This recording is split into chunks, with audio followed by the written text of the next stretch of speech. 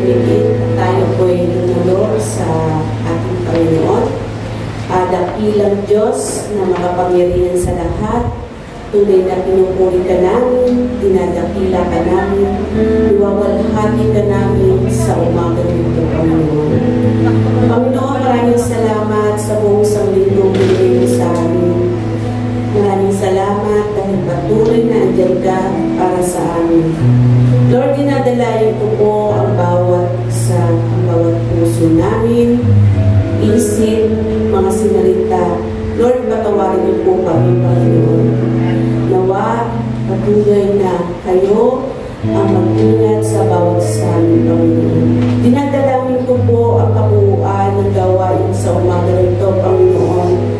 Dinadalangin ko po ang worship team, Panginoon. Patuloy kayo ang mag-unat maghari sa kanila, Panginoon. Dinadalangin ko rin po ang mga ushers, Panginoon, ang Sunday school teachers at ang mga bata, Panginoon. Kayo ang mag-unat, Panginoon. Dinadalangin ko rin po ang mag-unisay sa umaga nito. Patuloy kayo ang magbigay na bumula sa iyo, Panginoon. Gawa ang salita ay tumimo sa puso't isipan ng bawat sasabi, Panginoon. Lord, dinadalayan ko ang lahat ng ito sa matamis, makapangyarihang pangalan ni Jesus. Amen. Thank you.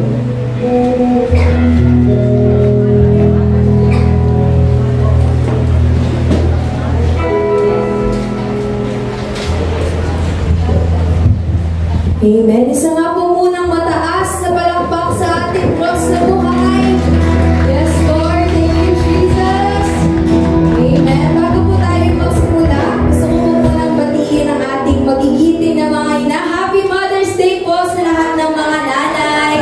Amen. Ayan. Bakit hindi po natin uwayan at batiin ang ating mga katabi na nakakasama natin ngayong araw para umawit at magpuri sa ating Panginoon. Amen.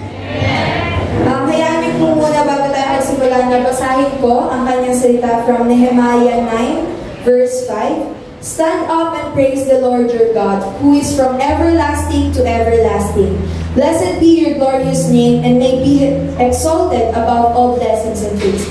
Mga kapatid, handa na po ba tayong umawit at magpuri sa ating Diyos na buhay? Handa na po ba tayong sumigaw? Amen. Mataas ang palakpak sa ating Diyos. Yes, Lord. Samahan niyo po kami umawit at magpuri sa Kanya. Come on, church!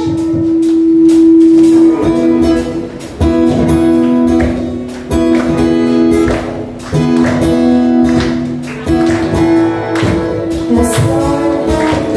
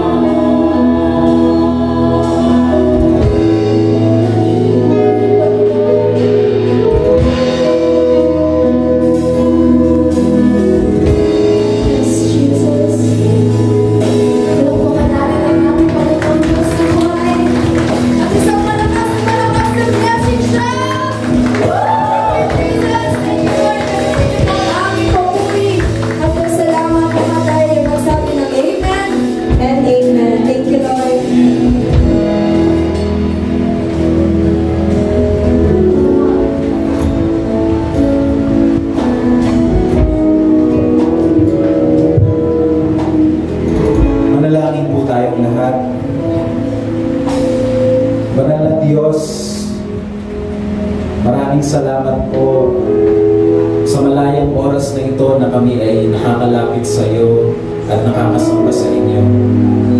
Panginoon, una po sa lahat ay nais po namin ihayag na kami pong lahat ay mga nagkasala. Inihahayag po ng aming mga labi na may mga araw sa buhay namin na hindi po kami naging mapagpakumbaba.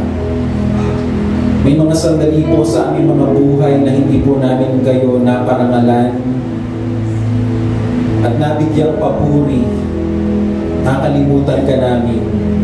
Kung kaya may mga kaisipan kami, may mga kilos, may mga nasabi na hindi kaaya-aya sa inyo. Patawad po, Panginoon.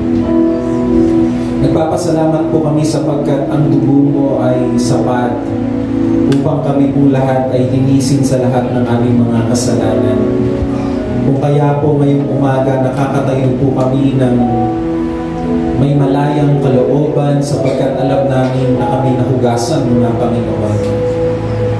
Salamat sapagkat itinawid mo kami mula sa kapangyarihan ng kasalanan, mula sa kapangyarihan ng kadiliman, at patungo sa kaharian ng iyong liwanag, Panginoon. Napakapalad namin sapagkat hinirang mo kami. Napakapalad po namin sapagkat inari mo kaming pamilya. Isinulat mo ang aming mga pangalan sa talaan ng iyong mga anak sa langit. Salamat, Lord, kinahabagan mo kami. Kami pong lahat ay nararapat na ibulid sa kaparusahan. Subalit inagaw mo kami, Panginoon. Kaya tuwing linggo, Panginoon, nagpapasalamat kami, napapapurihan ka namin sa dakilang kaligtasan na amin pong tinanggap kay Kristo Jesus. Salamat sa habag mo, salamat sa biyaya mo, salamat sa kabutihan mo, Panginoon. At Lord, sa umagang ito, mangusap ka sa amin sa isang personal na paraan.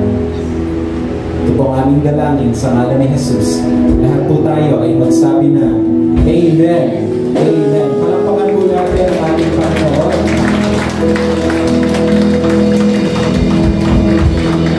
Bago po tayo magbasa ng mga salita ng Diyos, lingunin natin ang ating mga katabi. Batiin po natin ang Happy Lord's Day. At kung kayo po ay may katabing mga mommies, batiin din po natin sila. Happy Mother's Day. Bati po sa lahat ng mga asawang babae at ganoon din po sa mga nanay na narito. We believe this day is dedicated for you and we pray that the Lord will bless you this morning. Itaas po natin ang ating mga kanang kamay at sabay-sabay po nating sabihin ang salita ng Diyos. Nagliligtas. Ang salita ng Diyos. Nagpapagaling ng sakit at karamdaman. Ang salita ng Diyos. Nag-aayos ng buhay. Ang salita ng Diyos. Nagbibigay ng pag-asa.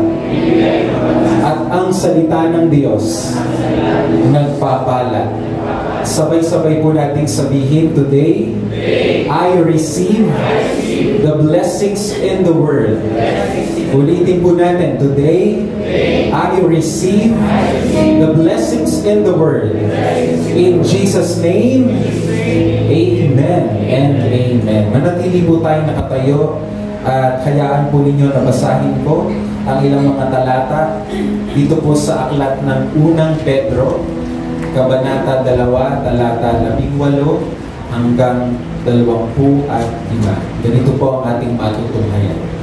Mga alipin, sundin ninyo na may takot sa Diyos ang mga amo nyo. Hindi lang ang mababait, kundi pati ang malupi. Sapagkat pagpapalain kayo ng Diyos kung tinitiis nyo ang mga paghihirap kahit wala kayong kasalanan, dahil sa nais ninyong sundin ang kalooban niya. Pero kung parusahan kayo dahil sa ginagawa ninyong masama, wala ring kabuluhan kahit tiisin nyo ito. Ngunit kung pinarurusahan kayo kahit mabuti ang ginagawa nyo at tinitiis ninyo, kalulugdan kayo ng Diyos. Ang mga pagdurusa ni Kristo para sa atin ang halimbawang dapat nating tularan. Ito ang dahilan kung bakit tayo tinawag para tularan natin ang buhay ni Kristo. Hindi siya nagkasala o nagsinungaling man. Ininsulto siya pero hindi siya gumanti ng insulto. Pinahirapan siya pero hindi siya nagbanta. Pinagkatiwala niya ang lahat sa Diyos na humahatol ng makatarungan.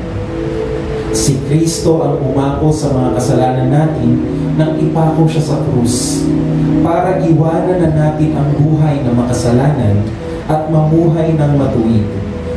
Dahil sa mga sugat niya, gumaling tayo. Panghuling talata, para tayong mga tupang naligaw noon. Pero nakabalik na tayo ngayon sa Panginoon na tagapag-alaga at tagapagbantay ng ating buhay. Panginoon, pagpalagi niyo po ang mga salitang ito. Inaamin ko po wala akong magagawa kung wala ka, Panginoon. Kailangan po namin ang tulong ninyo, kailangan namin ang liwanag ng iyong Espiritu at ang kanyang pagtuturo upang maaroon po namin ang mga bagay na nais mong ituro sa amin ngayong umaga. Lord, we dedicate this worship service to you, all for your glory. In Jesus' name, amen and amen. Palakpakan po natin ang Panginoon. Mataas po na palakpak. Hallelujah. Mas malakas ka habang tayo sumisigaw. Praise the Lord. Glory to God. Pwede na po tayo maupo, mga kapatid.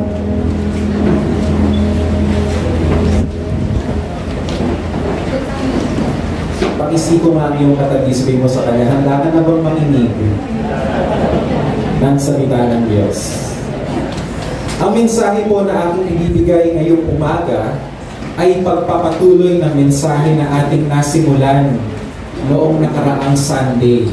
Kaya ito ay aking pinamagatan na Habits of Obedience Part 2. So kung hindi po ninyo napakinggan ang last message, uploaded po ito sa ating YouTube channel. Mga kapatid, ang pagsunod sa kalooban ng Diyos ay hindi madaling gawin dahil natural sa isang tao na ang sarili niya ang masusunod. Ang naturalesa ng tao ay ang gawin ang kanyang maibigan at sundin ang kanyang hilig. Kaya malibang may gawing pagbabago o malibang likutin ng Diyos ang programming ng ating kalooban, hindi po magiging madali para sa tao ang tumalikod sa kasalanan at ang sumunod sa kalooban ng Diyos. In the natural, it is not easy to obey God. Kaya mga kapatid, napakahalaga na ang isang tao ay maisilang na muli.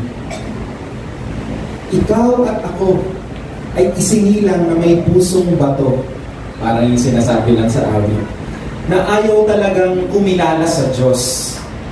Kaya upang tayo po ay magkaroon ng pusong malambot na handang sumunod sa Diyos, kailangan ikaw at ako ay muling isilaw. Napakaganda po ng sinabi ni Reverend J.D. Smith ng Presbyterian Church patungkol sa kahalagahan ng muling pagsilaw. Anya, before you can begin this work of putting sin to death, you need a new heart. You need a true love for holiness. If you do not love holiness, you cannot really fight against sin. Tell someone beside you, you need a new heart. Kailangan daw po natin magkaroon ng bagong puso. Kasi kung meron na tayong bagong puso, doon lang tayo magkakaroon ng tunay na pag-aasam na maging banal. Kung wala kasi yung pag-aasam sa kabanalan, hindi po natin malalabanan ang tukso. Hindi po natin malalabanan ang kasalanan. Napakahirap. Kaya mahalaga, magkaroon po tayo ng bagong puso. It's very important na tayo po ay maisilang na muli. Dagdag pa po ni Reverend Smith. Ang sabi niya, you need a new heart. You need a true love for holiness to truly fight against sin. So anong gagawin mo? So friend, pray that the Holy Spirit would come and put a new heart in you and take away the stony heart and give you a principle of life and a desire to please God. Because they that in the flesh cannot please God. How great is our need of the Spirit! If any man hath not the Spirit of Christ, he is none of his. Pray for the Spirit. Pray that the Holy Spirit would put a new heart in you, that you would belong to Christ, and that you would receive grace to mortify, to kill. Pag sinabi kong mortify, to kill sin, and receive grace to kill or exterminate sin. Ang banal na Espiritu lang daw ang may kakayanan na magbigay sa atin ng bagong puso. Kaya hilingin daw natin sa Espiritu na tayo ay bigyan ng new heart. Aalisin ng Espiritu ang puso nating bato at bibigyan tayo ng pagnanasang mabigyang lugod ang Diyos. Maliban po kasi na tayo ay kilusan ng Espiritu at bigyan ng bagong puso, hindi po natin mapapagtagumpayan ang kasalanan at hindi po natin mapapatay ang kasalanan sa ating mga buhay. And so, we need the Holy Spirit to give us a new heart. Once again, tell someone beside you, you need a new heart. Kailangan natin ng heart surgery upang yun pong ating stony heart, yung ating pusong bato ay tanggalin ng banal na Espiritu at bigyan po tayo ng bagong puso na may bagong set of desires to please God and to, do the works of holiness. At ito pong sinabi ni Reverend Smith ng Presbyterian Church ay kamukha po ng sinabi ni Eberhard Arnold na isa namang Anabaptist. Ang sabi po niya, whoever comes under the influence of this Spirit experiences an upheaval. Pag sinabi kong upheaval, kaguluhan. An upheaval from within. And this upheaval of the soul brings the renewal that we thirst for and need. Power from above transforms us from within and makes us capable of what we would otherwise be quite incapable of. We no longer live according to the flesh, but according to the Spirit. Ano pong ibig sabihin nito sa Tagalog? Kapag daw tayo ay kinilusan ng Espiritu at muli tayong naisilang, mayroon daw pong nangyayaring upheaval o kaguluhang nagaganap sa ating kaluluwa. Hindi na po tayo kagaya ng dati. May pagbabagong nangyayari sa ating kalooban. And for the first time, ramdam na ramdam mo yung tinatawag na war within. Mayroong kaguluhan sa loob mo na kung saan nagtatalo ngayon yung pagnanais na sumunod sa Diyos at yung pagnanasa na gumawa ng kamunduhan. At wala namang ganun before. Sino po sa inyo nakaka-relate dito? Meron kang war within ngayon. Yung parang dati, talagang kapag natutukso ka, bibigay ka kaagad. Pero ngayon parang nag-aagaw ka. Gagawin ko ba to? O susunod ako sa Panginoon? Mga kapatid, yung upheaval na yan, yung kaguluhan sa loob mo, yung war within na naglalaban to do what is right and wrong, yan po ay bunga ng muling pagsilang. Can I hear an amen? Binibigyan po tayo ng power. Binibigyan po tayo ng kapangyarihan ng Espiritu na magawa ang hindi natin gugustuhin gawin dati. At ito pong tema ng born again experience, ito pong tema ng muling pagsilang ay isa sa mga temang itinuturo ni Pedro.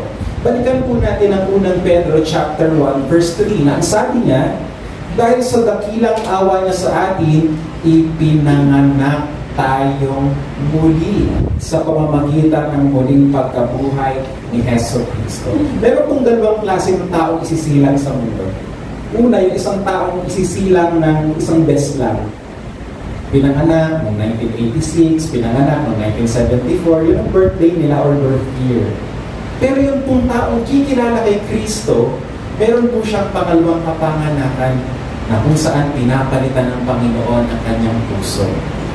Kaya mga kapatid, kayo na kay Kristo, mayroon kayong dalawang birthday. Pwede ba akong makarinig ng amen? At noong pangalawang birthday mo, pinalitan ka ng Panginoon ng bagong puso. Isang pusong hindi na ba to? Pusong malambot na at talagang nagsasabi, Lord, gusto kitang sundin, gusto kitang parangalan.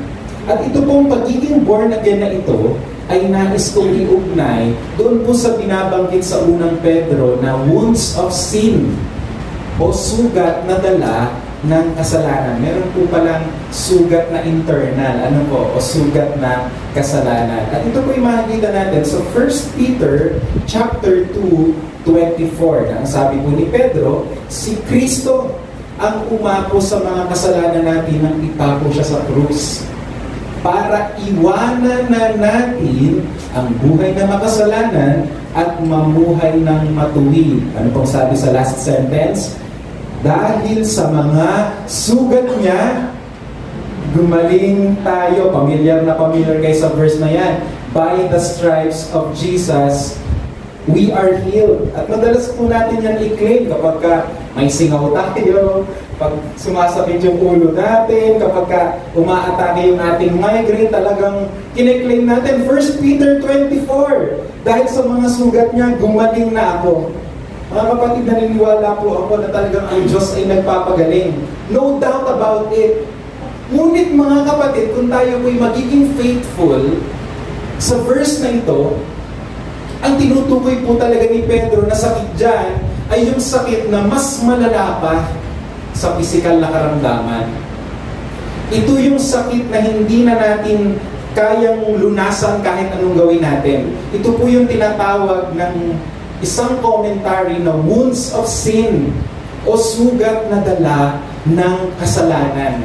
At tingnan po natin ulit yung verse na yan kasi yun po yung talagang nais tumbukin nitong si Pedro, yung pong wounds of sin o sugat ng kasalanan. Tingnan niyo po ang sabi dyan. Tayo daw ipinagaling ni Kristo sa ating wounds of sin.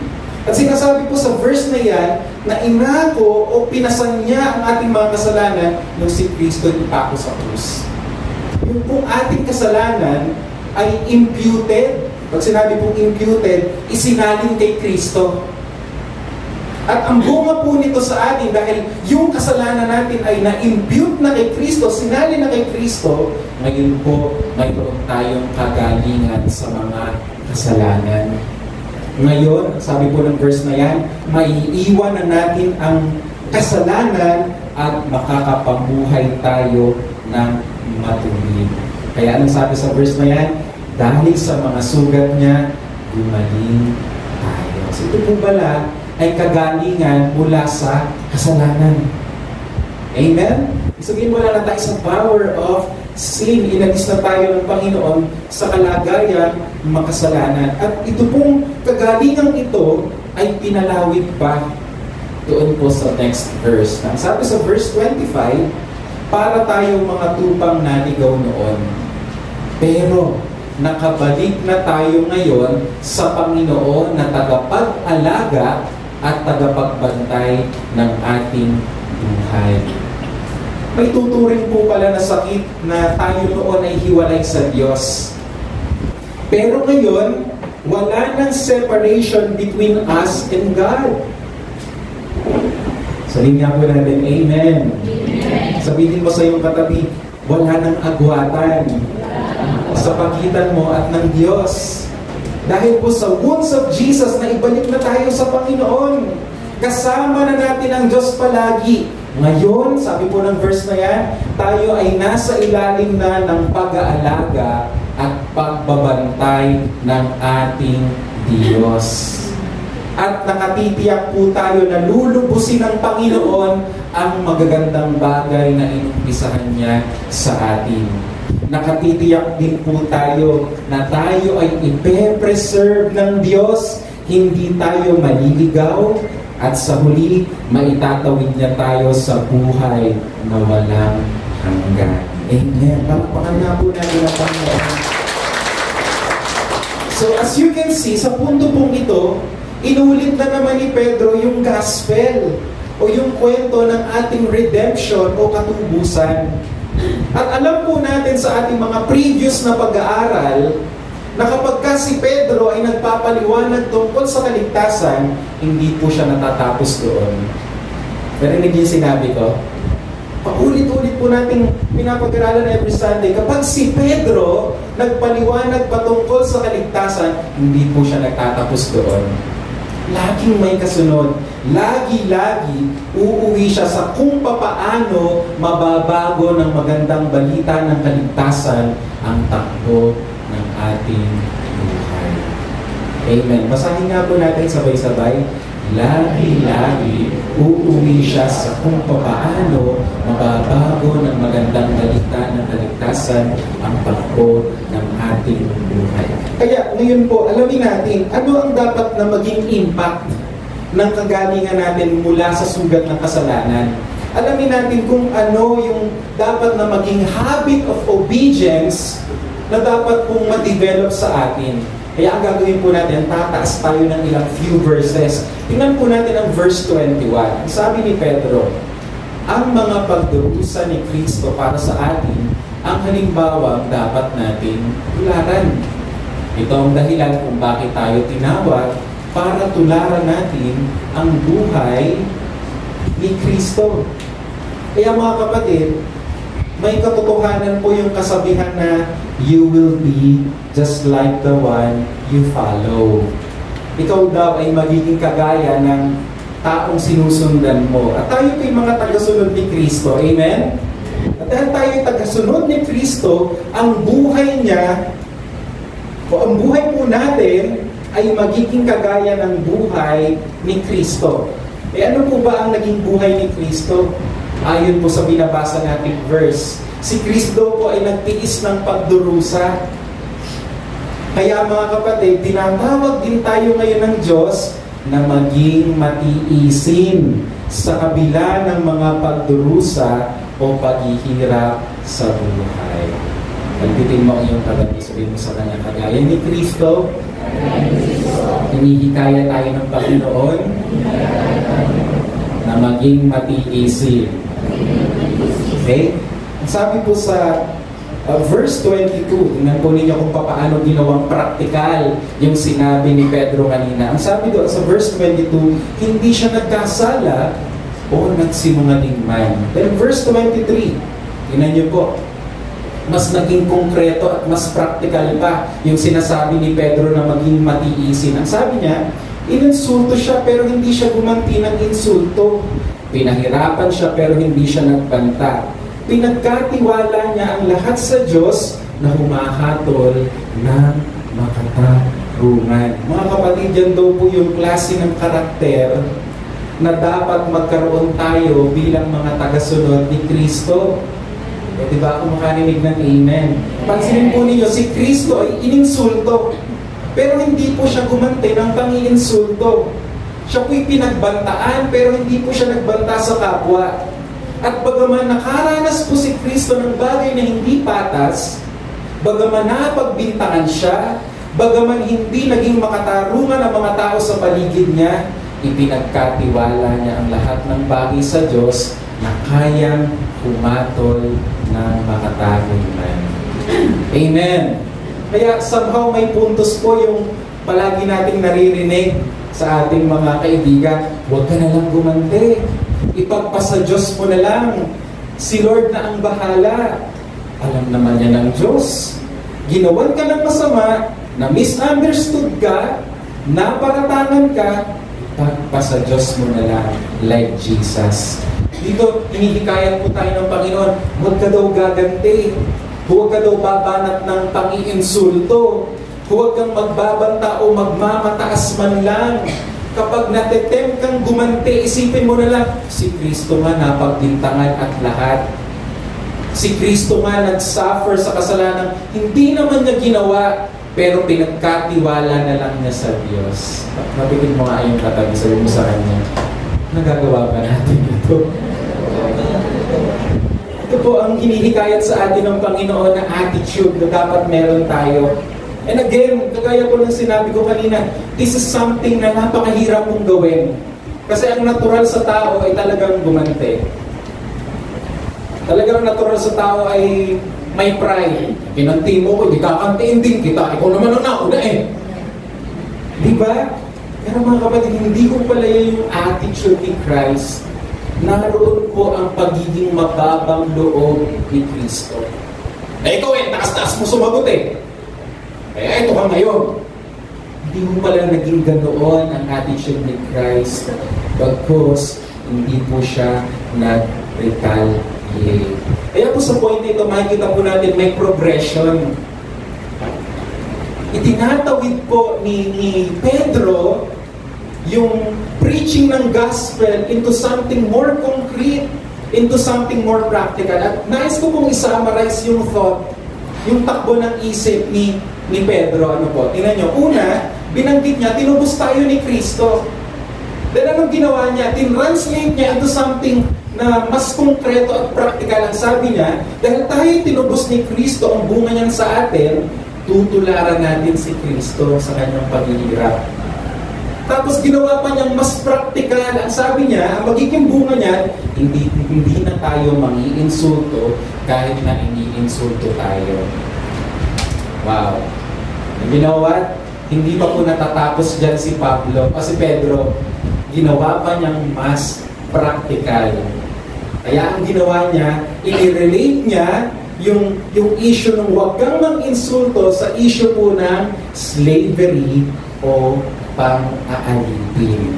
Tingnan po natin kung paano iniugnay ni Pedro ang usaping ito sa issue po ng pang-aalipin o slavery. Tingnan po natin ang verse 18. Sabi ni Pedro, mga alipin, sundin ninyo na may takot sa Diyos ang mga amo nyo. Hindi lang ang mababait, kundi pati ang malupit. Wait lang, Pastor. Teka lang.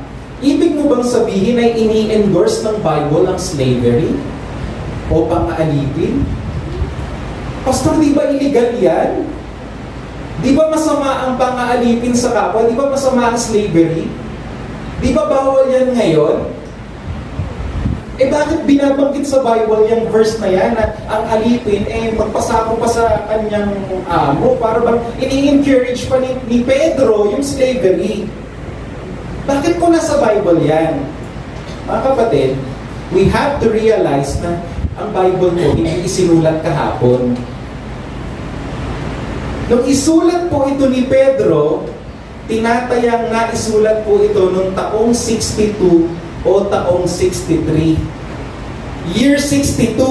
Year 63 daw isinulat itong verse na to. Eh ano na bang year ngayon?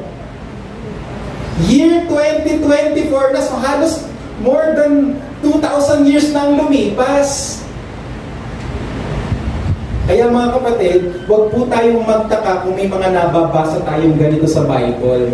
Kasi nung sinulat ang Bible, may mga bagay-bagay na pinag-uusapan doon na hindi naman pinag-uusapan na ngayon. Iba kasi ang kanilang mundo noon at iba rin ang mundo natin ngayon. Nagbabago ang panahon. Maliwanag po ba? Kaya may mga bagay na isinulat sa Bible na hindi direktang isinusulat para sa atin ngayon sa kasalukuyan. Kundi yung mga bagay na yan isinulat para sa kanila nung araw. At nung araw po, nung isinulat ito ni Pedro, isa sa mainit na topic sa church ay yung issue ng slavery. Maliwanag po? Siguro kung si Pedro nabuhay sa panahon natin, baka ang topic niya about LGBTQ. O baka ang topic niya is about West Philippine Sea. Kasi yun ang mainit ngayon. Pero nung panahon nila, ang mainit na usapin ay slavery. Kaya sumulat siya about slavery. Nagkakaintindihan po ba tayo? Alright. Now, bago po tayo magtuloy, Tingnan po natin kung anong itsura ng slavery o pang-aalipin noong unang siglo. Ano ba ang itsura nung pang-aalipin or slavery nung panahon ni Pedro, noong year 62 and 63? Number one, ang abolition o pagkabuwag ng slavery o pang-aalipin noong araw ay virtually impossible. So hindi kayang gawin ni Pedro na mag-uutos siya sa governor or sa emperor, bawal ang slavery, hindi niya po kayang gawin yan. It's virtually impossible o imposibleng bagay na mabuwag ang slavery. Pangalawa, sa ilalim ng batas ng araw, itinuturing ang mga alipin bilang isang ari-arian o property. Kaya may mga slave owners noon na kapag naibigan nilang i-dispose ang alipin na parang isang lumang sasakyan, pwede nilang gawin dahil nga ari-arian lang sila at mga mababang uri ng tao ang turing. Grabe nung araw, no? Sa panahon natin, ang ari-arian, bahay, kotse, ano pa, cellphone. Pero nung araw, kasali sa ari-arian mo, marami akong slaves, marami akong alipin. Ari-arian ko sila. Grabe nung araw. Pag naibigan mo, tatapon ko na itong alipin ko, wala na siyang kwenta, matanda na siya. Pwede mong gawin yun nung araw. Nung araw po yun, hindi po sa panahon natin. And finally, may mga malulupit na amo na inaabuso ang mga alipin noong araw. Pwede silang saktan, tadyakan, grabe no, paluin, kambalusin, gutumin, at maaari din silang gahasain kung maiibigan nila. Nakikita niyo po yung mundo ni Pedro? That's why sinulat niya yung verse kanina. Ang point po dito, mga kapatid, ang slavery nung araw ay bahagi ng kultura at bahagi ng takbo ng lipunan. At walang nakakaisip noon na ito ay buwagin. Para sa kanila, para sa mga tao ng araw, normal lang na mayroon kang mga alipin. Kaya po sa case ni Pedro na isang mangangaral, hindi naman niya pwedeng sabihin na kayong mga alipin, mag-aklas kayo. Kasi pag sinabi niya na kayong mga alipin, lumayas na kayo sa mga amo nyo, lalo lang silang mapapariwara. Kasi ang mga alipin ng araw ay umaasa sa habag ng amo nila para mabuhay at para makakain noong araw. Kailangan din nila yun. Kaya ang pinaka-practical, pakinggan niyo po ito, ang pinaka-practical na pwedeng gawin ni Pedro noon ay ang palakasin ang loob ng mga alipin sa kabila ng kanilang kawawang sitwasyon, lalo na yung mga alipin na nakakilala na kay Kristo. So ulitin ko, hindi po ini-endorse ni Pedro ang slavery. Hindi niya din ito ini-encourage. Nataon lang na nabubuhay siya sa isang panahon at kultura na ibang-iba sa panahon natin ngayon. Nabuhay siya sa isang panahon na ang kalakaran, okay lang na may alipin. So with that in mind, balikan natin muli ang verse 18.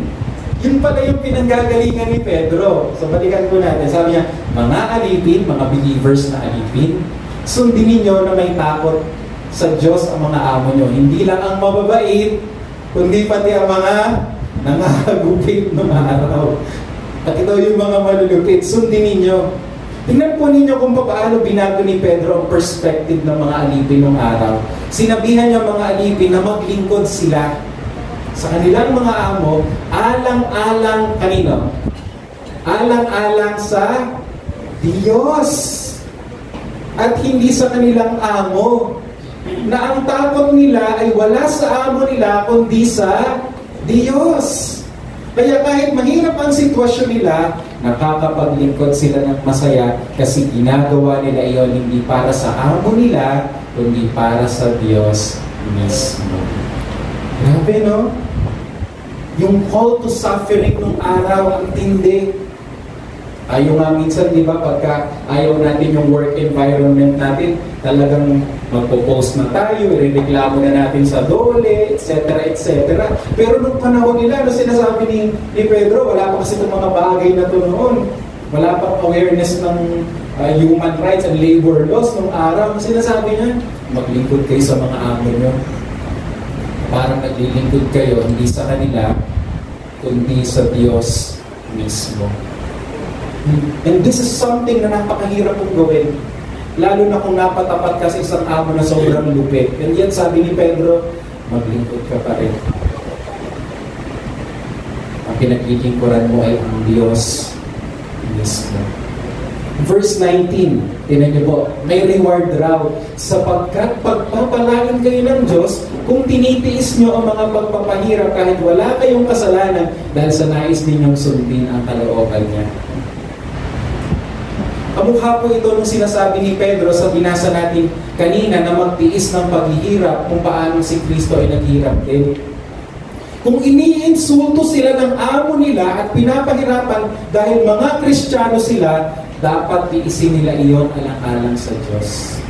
Dapat tiisin nila ang pagdurusa sa kamay ng amo nila dahil alam nilang may pagpapala silang tatanggapin sa Diyos. Ano kung sinasabi dito ni Pedro? Sinasabi niya, kayong mga alipin, kayong mga alipin, sinasabi po ni Pedro, hindi kayo nakakalimutan ng Diyos. Kita kayo ng Diyos. Tiisin nyo kahit mahirap yung sitwasyon ninyo. Pasasaan ba at lilipas din ang lahat? Tayo ay dayo lamang sa mundong ito at may naghihintay na mas maginhawang buhay sa atin sa kalangitan. Yun ang sinasabi niya. Kasi nung araw pag alipin ka, talagang wala kang choice. Alipin ka na forever. So ano sinasabi ni Pedro? Tiisin nyo. Look forward to the salvation that awaits us. Sa verse 20, ang sabi ni Pedro, pero kung parusahan kayo dahil sa ginagawa ninyong masama, wala rin kabuluhan kahit tiisin nyo ito. Ngunit kung pinaparusahan kayo kahit mabuti ang ginagawa nyo at tinitiis ninyo, kalulugdan kayo ng Diyos. Dito po ay may dalawang paghihirap na binabanggit si Pedro. Una, yun pong paghihirap dahil gumagawa ka ng masama. At pangalawa, yan pong paghihirap dahil gumagawa ka ng mabuti. Sinasabi ni Pedro na mas hangarin ng isang alipin na maparusahan dahil gumagawa siya ng mabuti. Huwag daw niyang hangarin na siya ipahirapan ng amo niya dahil may nagawa siyang masama, kagaya ng halimbawa, kasalanan ng pagnanakaw o pagtakas sa gawain. Kasi, sinasabi ni Pedro, kung pinahihirapan sila dahil nahuli silang gumagawa ng masama, wala daw pagpapala yon, walang kabuluhan yon.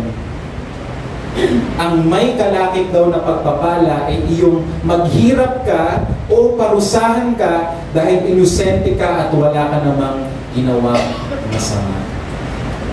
So yan po ang sinasabi ni Pedro sa mga alipin noong araw. Pastor, ito ang tanong, Pastor, bakit mo tinuturo yan sa amin? Hindi naman yan applicable sa panahon natin dahil wala nang slavery ngayon. Mas malaya na ngayon ang tao. Mas may kamalaya na tayo sa human rights, hindi kamukha nung panahon ni Pedro. Tama ka, kapatid. Hindi na talaga ito direktang applicable sa atin dahil iba na ang ating panahon. Ganun pa man, ang bahaging ito ng Biblia ay salita pa din ng Diyos. Amen. At yan ay may hinga ng Diyos. Amen. Kaya, kapupulutan pa rin ito ng aral sa ating panahon. Amen. Pastor, paano po natin kapupulutan ng aral yung mga verses na yan? Wala namang slavery ngayon.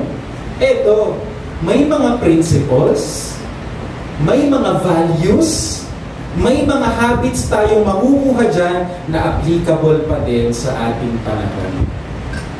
So hindi ko po sinasabi na maghanap ka ng alipin at hindi mo papasweldohin. Okay? Pahihirapan mo. Hindi po yun ang tinuturo ng Bible sa panahon natin. Pero, may mga values and principles po tayo makukuha dyan. At ito po yung isa sa mga values na makukuha natin. Yung sinabi ni Pedro na dapat nating tularan si Kristo sa kanyang pagdurusa at pagtitiis ay applicable pa rin sa ating panahon. Amen!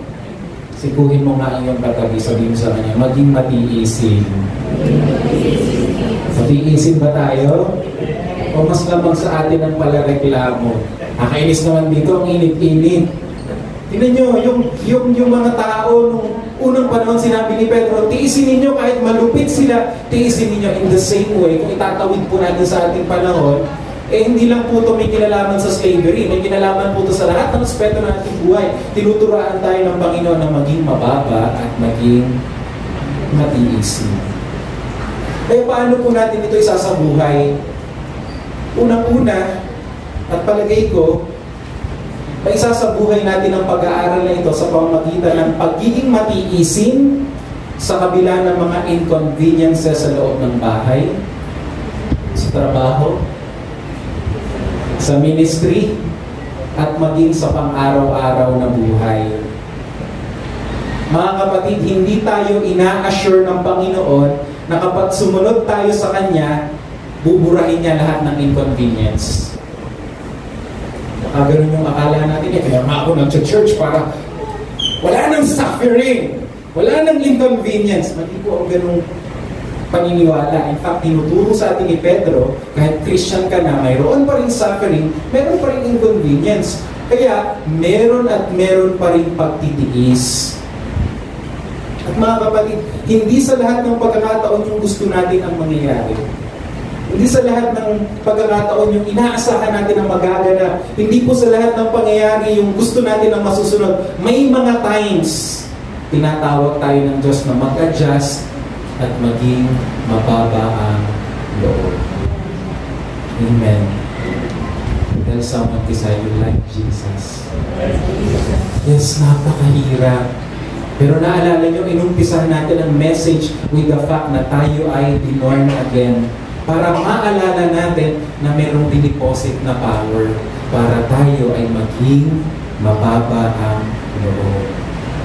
Maaaring tinatawag ka ngayon ng Diyos na tiisin ang kamag-anak mong may ibang attitude.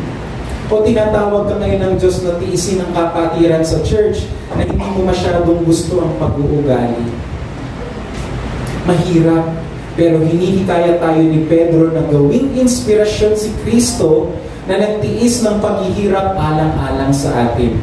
At kung ikukumpara yung suffering ni Christ at yung suffering ng mga slaves nung araw, na suffering natin, wala pa po sa kalingkingan. Amen. Tayo ay nabubuhay rin sa panahon na hindi tayo, talagang very common to, no? Nabubuhay tayo sa isang era, sa isang panahon na ang mga tao hindi na marunong magpasensya at hindi na marunong magpalampas. Ininsulto ka, mag-iinsulto din ako. At kadalasan, nawawala po sa atin bilang mga Kristiyano ang kababaang loob. At totoo po ito, lalong-lalo na kapag nasa labas na tayo ng church at na-expose na sa mundo. May mga pagkakataon na matetempt tayo na makipaggirian, makipagkikilan, makipagtaasan ng boses. Matetempt tayo na huwag magpatalo kapag naunahan tayo sa pila, na agrabyado ng konti, nalamangan ng konti, nalitaw po ang ating pride at ang pagiging mataas. Muli, tinatawag po tayo ng Panginoon sa buhay ng pagtitiis. Yes, mahirap. Pero alalahanin po natin, tayo ay naisilang ng muli at dinayayaan na tayo ng power na makagawa na kapitin mo yung katabi, sabi mo sa kanya, sa tulong ni Lord, magagawa natin. Ngayon, itawid naman natin yung usapin ito sa usapin ng pagtatrabaho kasi wala na nga slavery ngayon. Pero ang pinakamalapit na tema ay pagtatrabaho. Alright?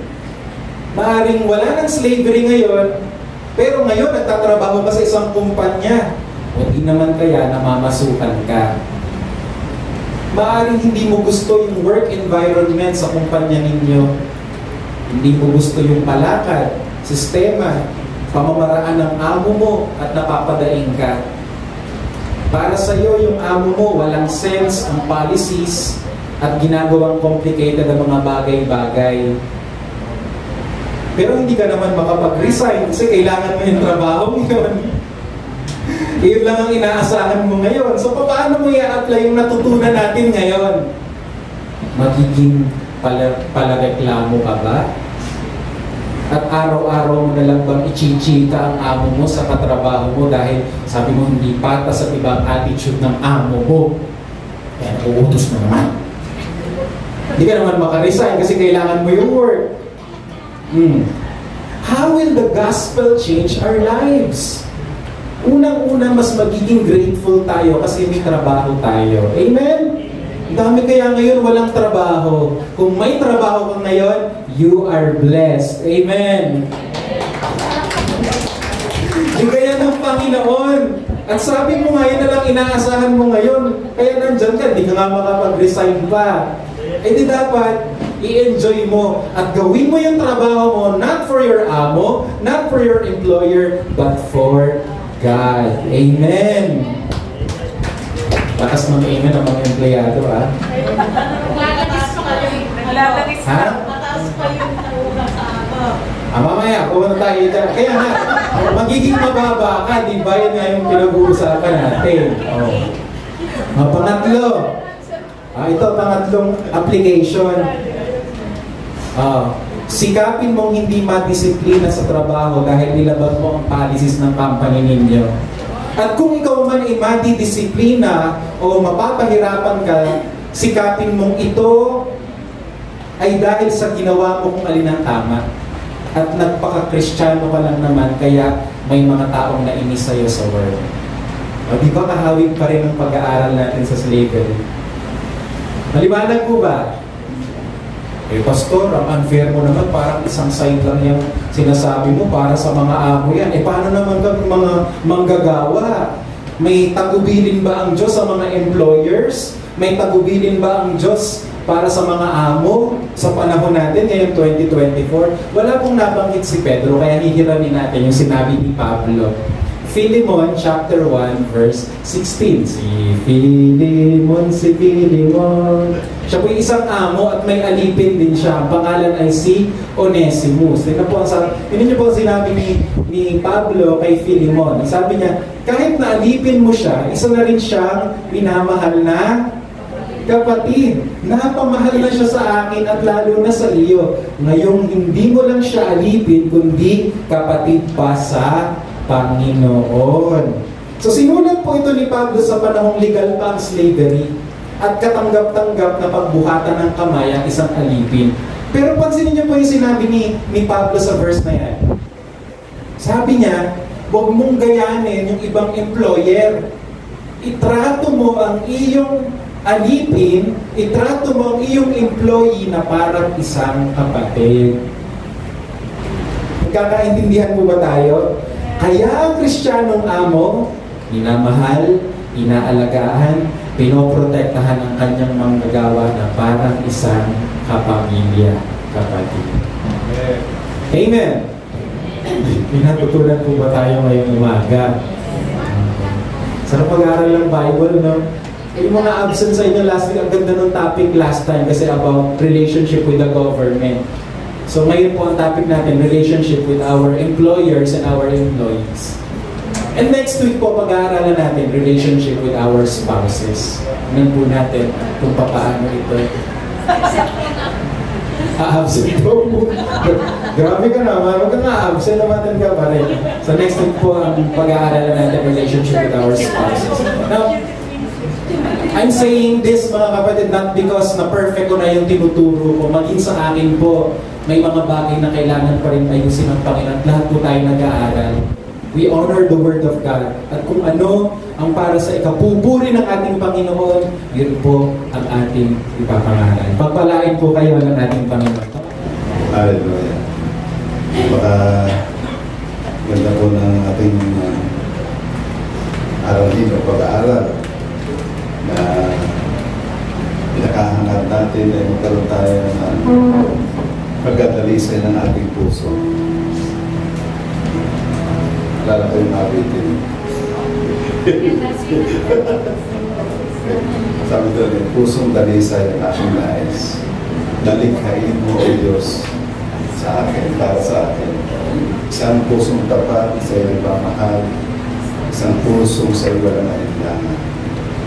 Purihan Diyos. So, sa YouTube po ng ating pag-aaral, tayo po ay natataas ang antas ng ating pananalig sa Kanya at we are pursuing a life of holiness. Can you say amen? Okay. Ang habang ng Panginoon ay pagkasadula ng tinapos na gawa ng ating Panginoon sa Kristo, mahigit ng 2,000 taong makalilipas. Kasama ko sa pagtuturo kanina, yun po tinatawag na pangalawang kapanganakan. Nangyari po yun sapagkat inako ng ating Panginoon ang ating pagkakasala. At dahil diyan, tayo ay hindi naalipin. Nalaya na tayo. Yung alipin po, hindi pwedeng magkaroon ng freedom to choose. Pag sinabi ng amo, ito ang gagawin mo, kailangan gawin mo. Wala siyang disposition na mag-reason out o magtalo sila kasi alipin. Yun po ang katayuan natin. Kung tayo ay taglay pa natin ng unang kapanganakan na taglay ang kaligtasan ni Adan na makasalanan. No choice. Puro kasalanan gagawin natin. But we were redeemed by the precious blood of the Lord Jesus Christ and we were transformed. Mula sa kadiliman, inilipat na tayo sa kaliwanagan. So, meron tayo new nature.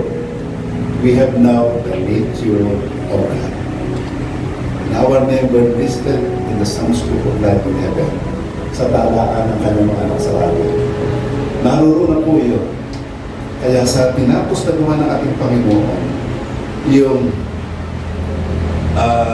salvation past, yung nakaraan mo, sa ating mga kasalanan, noon na tama na, o nagawa, maging sa kasalukuyan at darating, ginawa na po ng ating Panginoon.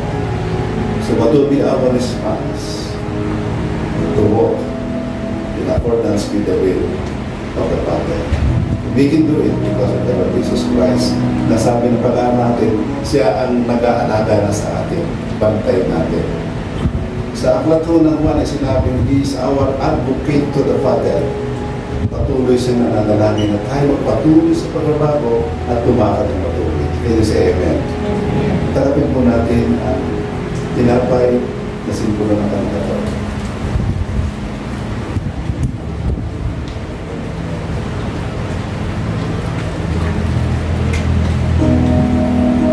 Sabi ho kanina, 1 Peter 2:24, sa kanyang mga latay, tayo ay nagsigaling. Yun po ang ginawa niya para sa atin. So yun pala hindi sa physical na karamdaman, kundi yung pakalawang kapanganakan. You are now a new creation.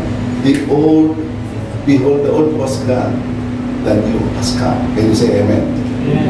Gusto natin ang inumin. Sabi ho ni San Pablo sa kanyang aklat sa unang Korinto, Kapitulo 11, 23 and following.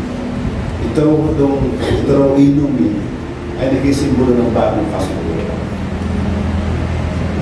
Ano po ba yung ba't na bago sa kasunduan? Noong Old Testament po, tayo ho ang naghahanap sa Panginoon. New Testament tayo hinahanap ng Panginoon. At natagpo na tayo, siya ng ating punong pari. Ang ating punong pari ay buhay. Nasa trono sa kalangitan, nag-aalaga sa atin, binabantayan tayo. Siya po ang tagapagtanggol natin sa ating Panginoon. Hindi pagkakataon nagkakasala tayo, we are not perfect. But He is there. He is rightful in us.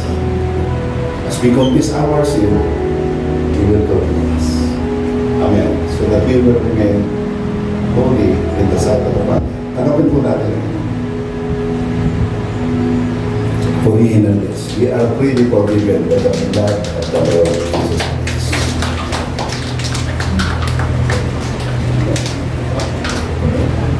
Isang magandang pinagpalang umaga sa ating lahat. Maaari po bang makarinig ng isang blessing shout? Praise be to God because today is a very special day. But before we proceed to our celebration, maghanda po muna tayo sa ating covenant. Ilagay po natin ang ating kamay sa ating dibdib at sa bilang ng 3 ay banggitin ang kami ay nagpasya. 1, 2, 3. Kami ay nagpasya. Kami ay nagpasyang magmahalan bilang magkakapatid. Ang isa ay para sa lahat, ang lahat ay para sa isa. Ang lakas ng isa ay lakas ng lahat. Ang kahinaan ng isa ay kahinaan ng lahat. Kami ay nagpasyang magtulungan sa hirap at ginhawa. Ang bawat isa ay hugutan namin ng lakas. Kami ay nagpasyang sama-samang lumago bilang mga anak ng Diyos. Sa pangalan ni Jesus, Amen and Amen. Okay. Sa puntong ito, tinatawagan po namin, po, ang mga newcomers o yung mga first time po na nakadalo sa ating Sunday service. Meron po ba? Newcomers? Wala po. Okay, tayo po tayo, sir, para mapagdasal po. Meron pa pong ibang newcomers? Sir, anong pangalan niyo? Michael. Okay. Bilang isang pamilya, welcome po sa Blessings in the Word Community. Hayaan po natin na pagdasal namin kayo. Dako po natin ang ating kamay sa ating kapatid na si Michael. Panginoong Jesucristo, nagpapasalamat po kami na si Michael ay pinili ang yugto ng kanyang buhay na makasama ka. Panginoon, dinadalangin namin na sa tulong ng iyong biyaya at grasya ay patuloy siyang lumago sa Blessings in the Word Community. Panginoon, patuloy po kami nagdadasal na si Michael ay maging remain rooted in Christ. Pagpalain niyo, Panginoon, ang kanyang mga pamilya, ang kanyang trabaho, at ang lahat ng aspeto ng kanyang buhay. Salamat, Jesus. Ito'y panalangin namin sa iyo sa ngalan mo. In Jesus' name, Amen and Amen. So next to Christmas and New Year's, I think Mother's Day is that occasion we all look forward to in the year. Tama po ba? Kasi ito yung araw that we can all officially and publicly express our love to our mothers. And habang nandito pa sila kasama natin, yakapin natin sila ng mahigpit at iparamdam natin sa kanila na mahal natin sila. Okay? At they deserve to be, every day to be a Mother's Day. Tama po ba? Alright, and at this point, we would also like to remember all types of mothers that we have here. Whether you're a single mother, a working mother, a full-time mother, mother-to-be, dads who stood as mothers, happy Mother's Day po sa ating lahat. And at this point, I believe the Children's Ministry has prepared something special for all of us this morning. Natawag po natin ang ating Children's Ministry.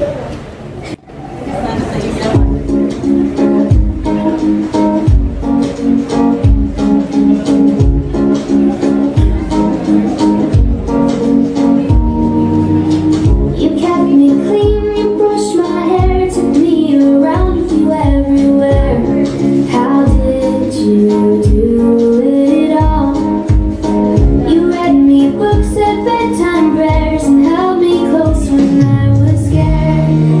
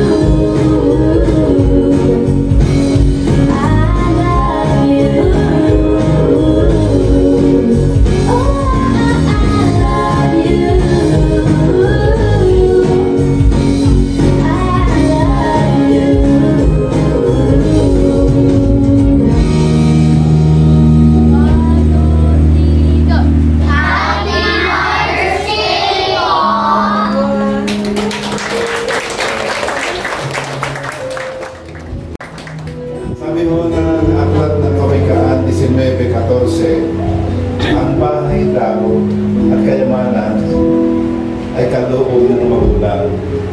Ngunit ang butihing may bahay ay regalo galing sa Panginoon. Ang Kawikaan 19:14. Next po natin. Aming Ama na mapagmahal, sa pangalan ng iyong anak na si Jesus, amin pong itinatalaga sa ganito ang aming mga butihing may bahay ng Blessing in the World Community na lalong mapag-ibayo pa ang pagkapalang kanila at pinagkaloob mo para sa kanila. Lalo po silang maging matalino, maging masipag, mapagmahal, may kababaan loob, at maging liwanag po ang tao sa iba pang mga magulang sa kanilang kapitbahay, sa kanilang sambahayanan, sa kanilang community na naglang ginagalawan. Make them a ministry in the marketplace kung saan mo sila involved na lugar, dinadala mo sila. Pagpapala mo po and always cover them with the most precious blood ay may your divine protection will always be upon them. I speak blessing to this mother. In Jesus' name, amen. You are blessed to be a blessing. God bless you.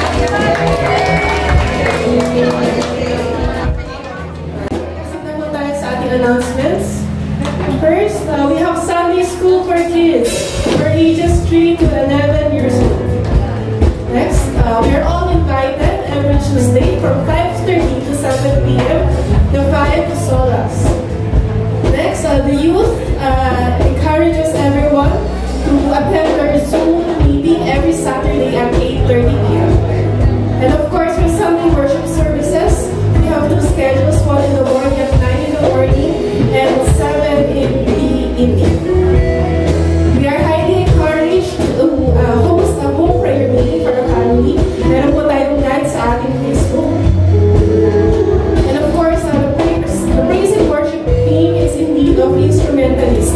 So if you feel in your heart the calling to serve, mag-sign up na po tayo sa ating registration.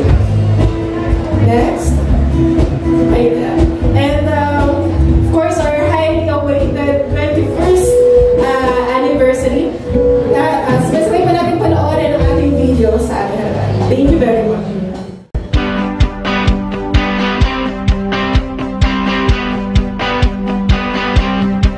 We will plant our roots in Christ. We were taught to abide in the light. When the day is as dark as night, with it we will be alright.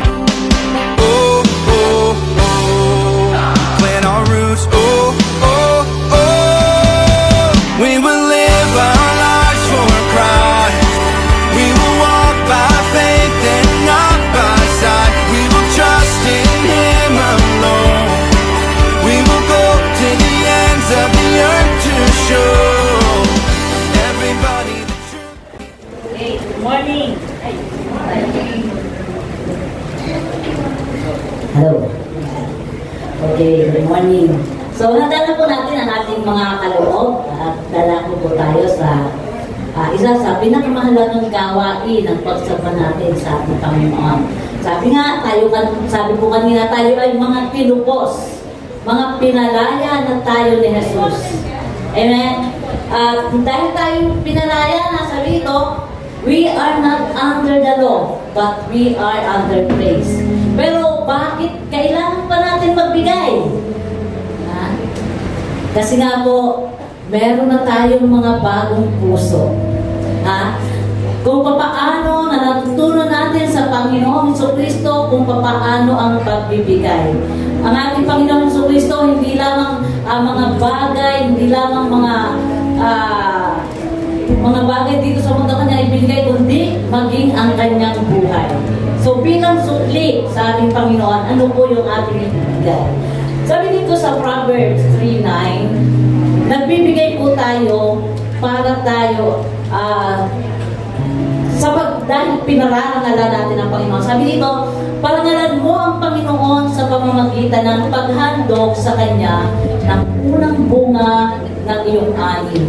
So, yung first fruit ng ating kinikita, kailangan pala ihandog natin sa Panginoon upang ito ay pagpapakita ng ating pagpaparangal sa Diyos. At pangalawa, dahil tayo ay napagpala na. Kaya tayo nakakapagpakaloob sapagkat tayo'y pinagpala na ng ating Panginoon. Sabi yan sa 2 Corinthians 9:10, sabi dito, 2 Corinthians 9:10. Ang sabi po dito, ang Diyos ang nagbibigay ng bini sa magsasaka at tinapay na makakain.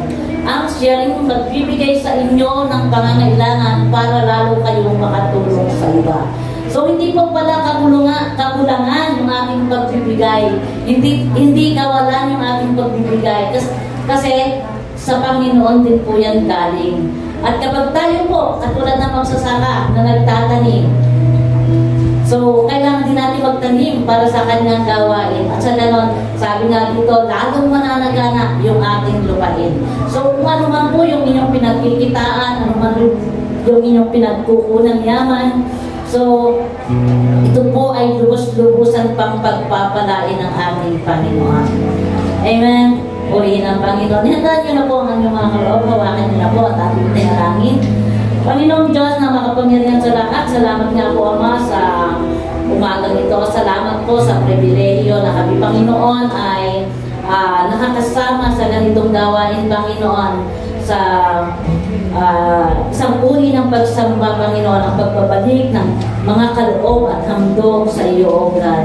Salamat po Panginoon dahil na-platics namin na ang lahat ng bagay dito sa mundo, ito ay sa iyo. Kaya Panginoon, ibinabalik po namin sa iyo marapat na tanggapin mo Panginoon upang sa ganun Panginoon ay may magamit para sa iyong gawain. Salamat po Ama dahil lang po O Diyos ng mga kapatid kong ito ay pinagpala mo ng lubos at patuloy mo pa ang pagpapalain ng bawat sambayan. Salamat na po Ama, ito aming dalangin sa pangalan ni Jesus. Amen.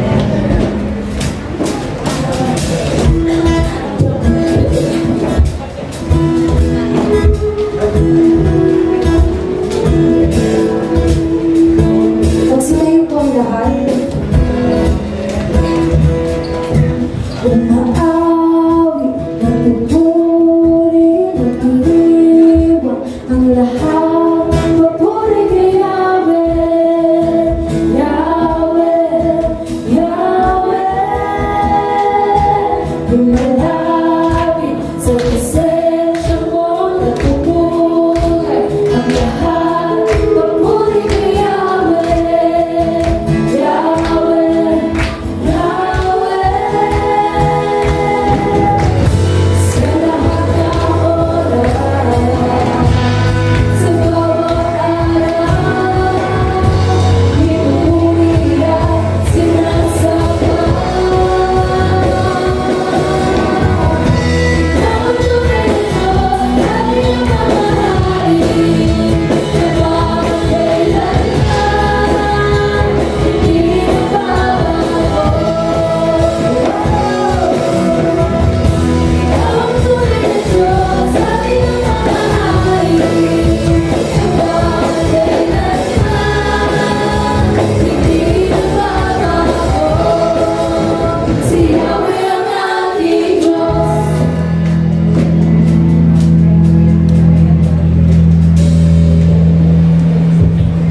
Let us all pray. May the love of the Father, the grace of our Lord Jesus Christ, the fellowship of the Holy Spirit be with you and keep you. And may you remain rooted in Christ all the day of your lives. In Jesus' name, amen. Amen. See you next Sunday. God bless you.